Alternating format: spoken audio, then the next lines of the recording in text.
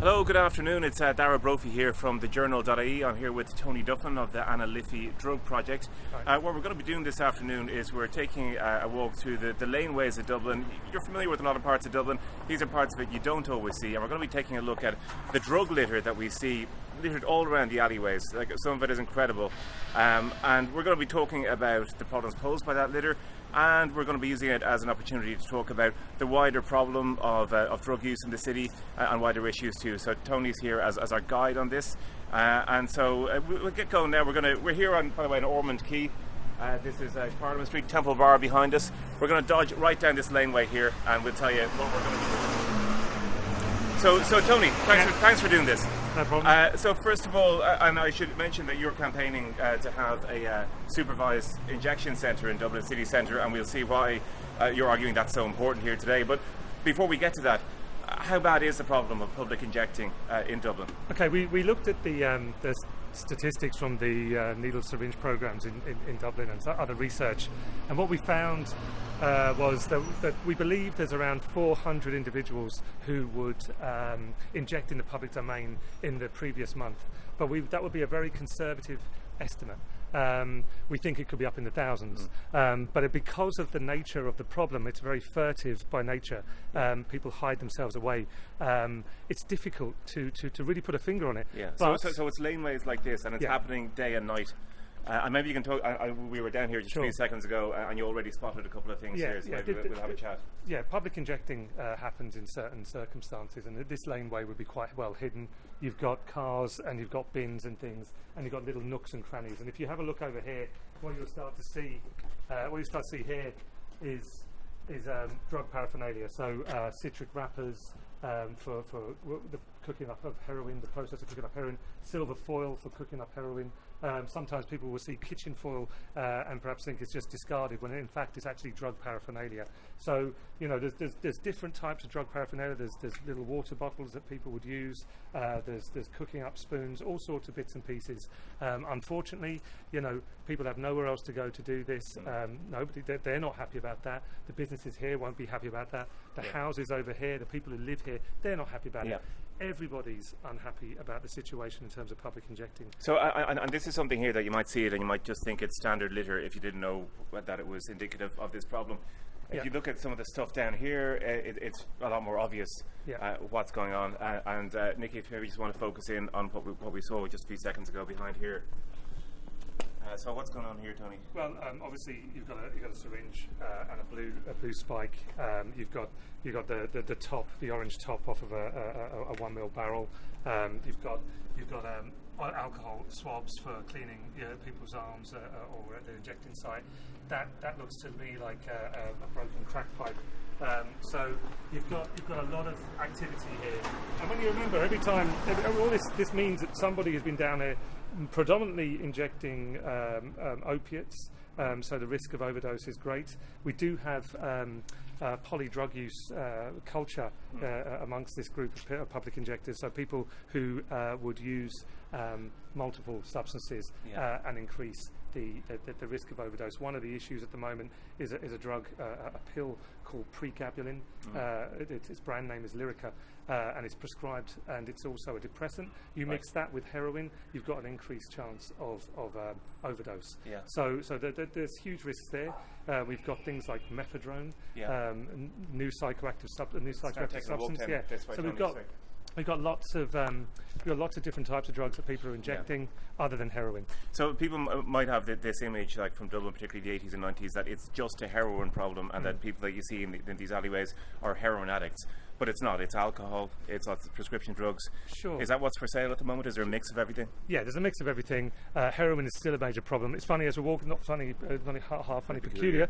But as we walk along here, there's a lot of drug paraphernalia as we're walking up, just discarded. And it's not something you think of. You see it and just think it's rubbish. No, I think when people start to see sort of syringe wrappers and the alcohol swabs, and once you start to know what you're looking for, it starts to emerge more often. You know, this wrapper here that shows that people have been cooking up heroin. Yeah, and what's the citrus?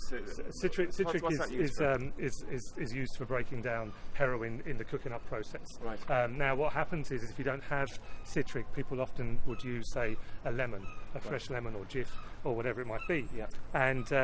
And that has inherent problems. It's risky. So what you would have is fungal infections. I think it can make people go blind even. So it's really bad for them, and that's why needle exchanges will hand out citric in the packs.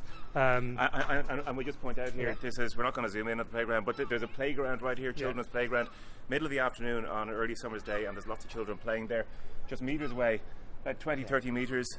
Syringes just thrown on the ground. Yeah, it's lovely houses, lovely community, lovely playground. You know, really sunny days, you say, and it is shocking to see that people are just a stone's throw away, having to go and inject. And just remember, that is because they have nowhere else to go and do it. Yeah. And so what we are lobbying for is the change to the law, so that we can have supervised injection facilities for people to go to and to inject safely. People might wonder why we would sort of advocate for that. The evidence is very clear that where you have supervised injection facilities, you reduce the amount of public injecting, you reduce overdose deaths, and we do have a very high rate of overdose in Ireland. So we would reduce the levels of overdose. You reduce the risk of bloodborne viruses. No, but people who would be against this, and there is an argument out there that this is encouraging drug use, we should be stopping drug use. Why give people a safe space that they can inject in, and maybe it'll encourage people who are perhaps trying to give up to get back into it? Okay, well, they it doesn't. Injecting facilities do not induct people into injecting. They are there established for an existing cohort of people, and we definitely have a problem in Dublin. So that's the reason to establish them. And then what you have is it was great because the drugs report from the EU last May was very clear. It said that where you have injecting rooms, you get people through to treatment and rehabilitation faster than otherwise. So they are a route away from the streets and towards treatment and rehabilitation. One of the things I should say is that you know, people get very shameful, feel very shamed about injecting drugs, and so that in itself is a barrier. So people don't really want to talk about how they've been down an alleyway like this one over here to go and inject, and that is a barrier to sort of more therapeutic relationships. So staff, I worked in the Sydney injecting room Can we get on to that in a couple of minutes? I just want to give people a bit of frame of reference. We're on the Lewis tracks here. This is Abbey Street. See the Lewis coming down here on the Green Line. It's forecourts just behind us, and we're on a walkabout of Dublin's Injecting Laneways with Tony Duffin of the Liffey drug project. So the Liffey right there, as you say, lots of tourists, commuters coming and going. But this is another laneway where we've identified some heavy drug use. And there's actually someone asleep, sleeping rough just up here. So we're going to keep our voices down. But Tony, can you just describe what's up this laneway? Sure. This is St Michan's Place, and it's one of the areas that I would know well for public injecting. Is often just up here around the corner. It's very hidden away. It's your archetypal, tucked away environment for people to go and inject. If you walk up there, you will see human excrement, you will see blood, you will see needles, you will see the full range of drug injecting paraphernalia.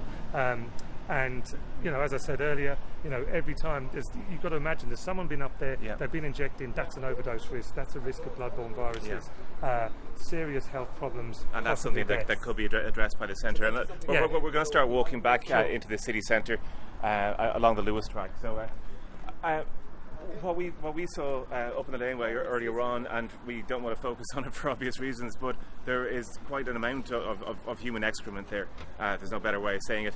And sorry, People might wonder what the story is with that, but that's it's caused by the drug use. Without getting too graphic about it, can you describe what that's about? Yeah, if you're opiate dependent, you're going to have problems with your stomach. If you're withdrawing from opiates, you're going to have problems. If you've just taken heroin, you're going to have problems with your stomach, and that's, I mean, we'll talk about an urgent need for a toilet, and that's what's going on down the alleyways of Dublin. Yeah. Roots that we're in Dublin. Yeah. So I suppose people will wonder, like the drug use and the relief of the bowels is happening at the same spot. It doesn't exactly paint an attractive picture of drug use. These people are living quite a desperate existence. Yeah, it's very unhealthy. I mean, if you think about when you or I or any of the viewers go along to have an injection, they go along to a doctor or a nurse in a surgery, in a very clean environment. But people are having to do this in areas where there's ordinary waste, human waste, clinical waste, blood, and what happens is drug injecting is the most risky of drug taking behaviours in terms of routes of administration.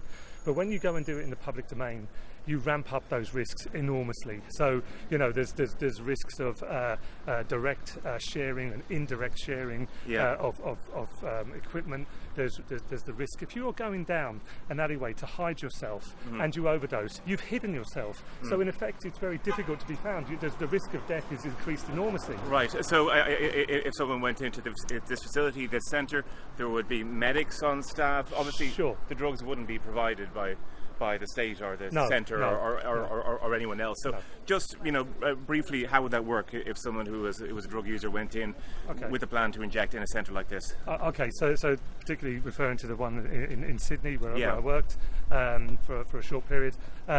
You go into reception, you register if you've not already registered. There's a couple of questions that a member of the staff will ask, particularly trying to assess overdose risk, but also to be knowledgeable about what drug you're about to take. You tell the member of staff that, and then you move through into the injecting room once there's a space for you to go into. And in Sydney one, there's 16 people at any one time could be injecting themselves. So,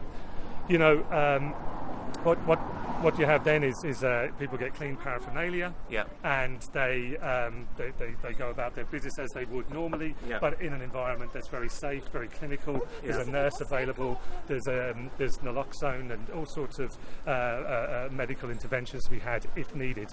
All being well, the person gets up, moves through to an aftercare area where they can have a chat and a cup of tea, and then move on if they wish, when they're ready. And just to point out, we're still walking along Abbey Street. There's laneways all around us. So we've chosen not to go down these ones. These ones, there's someone sleeping rough. Just over beside Bar Street 7. We're coming up to Capel Street now, and there's more laneways down here. We're going to go and have a look down there. We're walking up towards Wolftone Square. We're going up towards there now, down the back towards Gervais Lane, where it's been there's been some media interest in what's going on down there as well. So we're just going to have a look and show you, but it just gives a sense that that this is happening across the city. This is not we're going to wait for the signal, I think. This is not just a north side issue. This is a south side, north side. It's a Dublin citywide issue, and I think every alleyway in Dublin in the city centre would have injecting happening in it at some point during the week. In fairness, Dublin City Council are cleaning the alleyways, and it's improved enormously since. That's Cross Road while Lewis is going.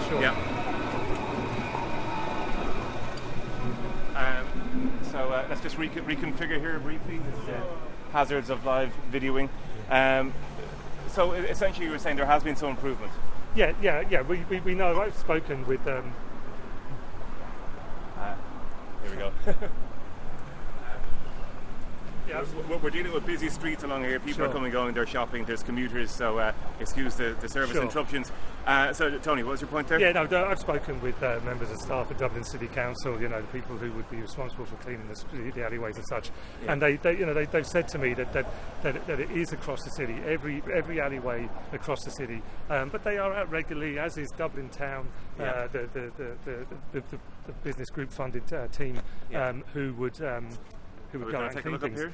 This is Gervais Lane. So there's a big insurance. This is the Garda Ombudsman Commission right here, just for frame of reference.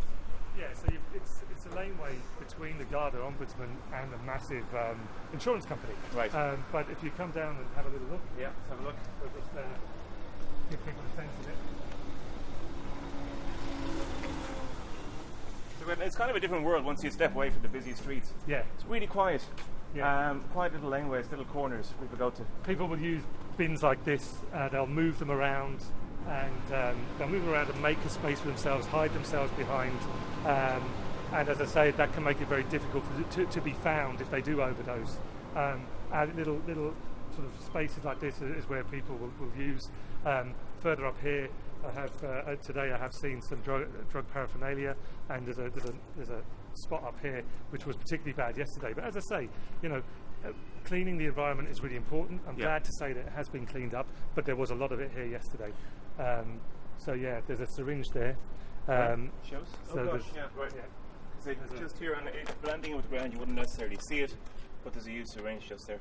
Two more syringe, and then further up you're going to see some more bits and pieces. But I think the key here is that. Shall we head back down towards the Italian Quarter? I think was that where you wanted to bring us? Or? Yeah, there's another space down there. Right. Okay, so we're going to keep walking back into the city centre in the O'Connell Street direction, down to the Italian Quarter. And see, these laneways are everywhere off Abbey Street. We could pop down any one of them and we'd see similar problems. I think the key as well, the supervised injection facilities will reduce public injecting and improve the situation for us all, for everyone to enjoy Dublin, particularly people who are injecting drug users. But obviously, what the other thing we desperately need is more treatment and rehabilitation, accessible treatment and rehabilitation, particularly for that group of people. If we can do that, then we'll reduce the amount, further reduce the amount of people injecting in public. Will reduce the demand on ambulances and accident emergency.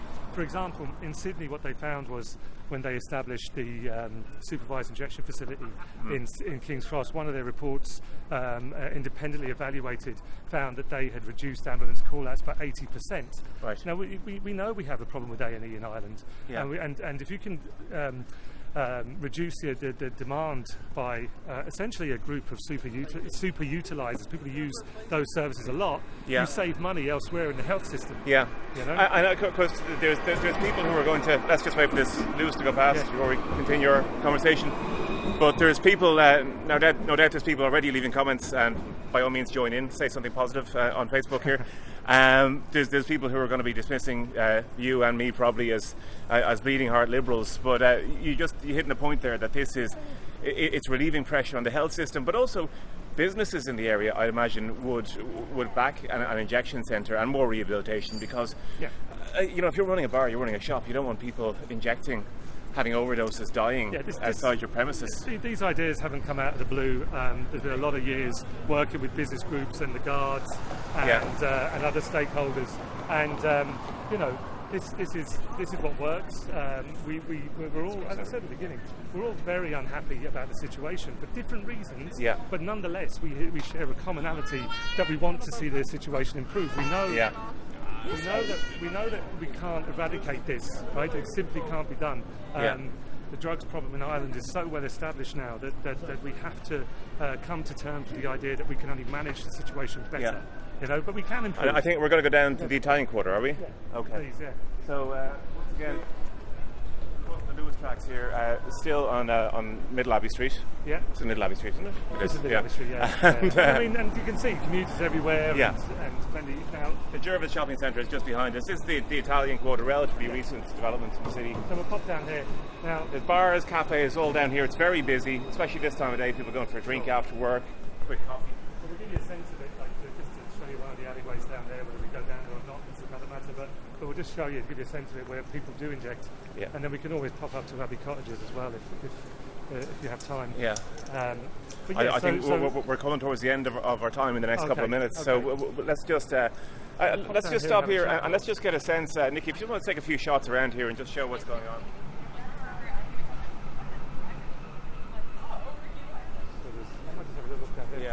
Will we have a chat?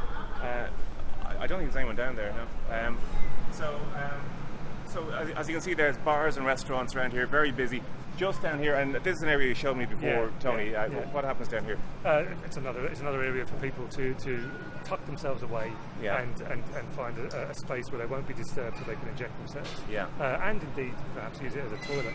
But as you can see, it's a main drag, it's a main thoroughfare, and this is happening yards away from where we're standing. And as I said earlier, this is just another example of how it happens across the city. And I'll say it again because maybe the noise in the background earlier. This is a problem across Dublin City. This is not just the north side. This is along the south side. I've done similar tours to show people where on the south side. And it takes seconds to find drug paraphernalia in Dublin. And it can be needles, it can be citric wrappers, it can be alcohol swabs, it can be little water bottles. But I mean, some of the drug paraphernalia I said earlier isn't always obvious it is drug paraphernalia. But we have a look down here and we might see something. Do you want to check while we're here? I didn't know that. I was down here earlier on. There was evidence of someone sleeping rough, but so far as I'm aware, there isn't anyone down here.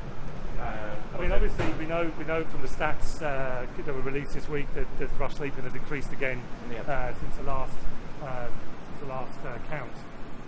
So sadly, finding people sleeping rough is only too common. But here you have someone had been sleeping rough down here earlier. There's evidence of drug injecting around here. There's bottles of alcohol.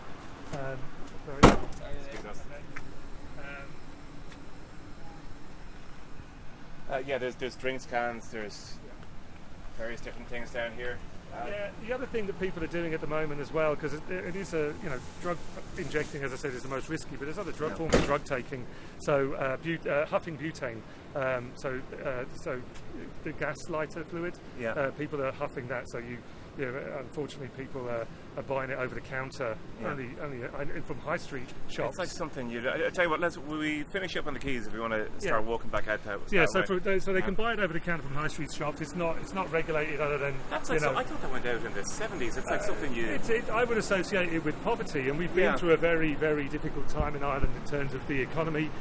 So we are seeing high levels of homelessness. We are seeing high levels of drug use, and people are looking for cheap highs as well. And one of the things you have is people, for example, using butane huffing butane, that kind of thing.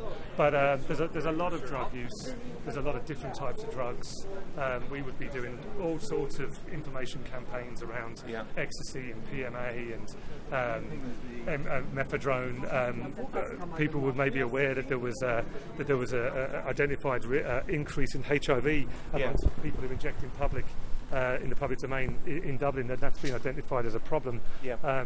And supervised injection facilities, needle exchanges, all those things, they do reduce those levels of bloodborne viruses and overdose deaths. And really, that's what it's about. It's about keeping people healthy, keeping them alive. You cannot rehabilitate someone who's dead. Okay, we have to keep people alive and well. And when they're ready, get them through to treatment and rehabilitation as quickly as possible. Let's just touch on politics to finish up, because I know you've been campaigning for this drug injecting centre.